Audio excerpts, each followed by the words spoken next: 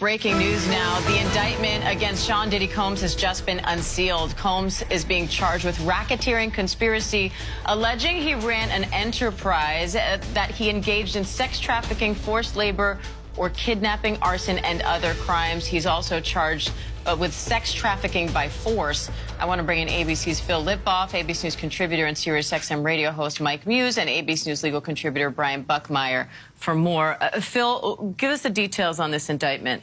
So we're just looking through it right now. You hit the highlights, but right off the bat, you know, they go through all of his all of the names that, because they have to do that in an indictment. They have to name all the names he's ever gone by, and then they talk about he relied on his employees and resources to influence the multifaceted business and what he would do. They alleged that there were, among other crimes, sex trafficking, forced labor, kidnapping. They allege arson, bribery, obstruction of justice. They go on to talk about how he would abuse women. They talk about kicking and punching and dragging and forcing them to have, they talked about highly coordinated sexual acts with male prostitutes. I mean, this is extensive.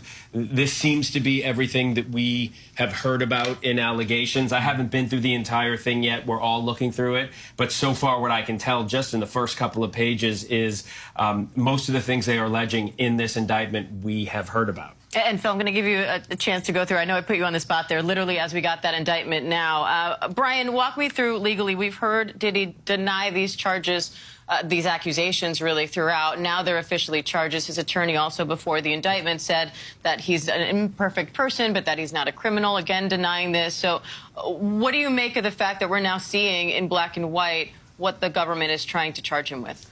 Yes, sometimes it makes it a lot more interesting as to how to dissect this case. We have three charges. We have a racketeering charge, or what we also hear as RICO. The second count being, as Phil articulated, what we all thought might be there, the sex trafficking through force, fraud, or coercion, and then, of course, the transportation of prostitution.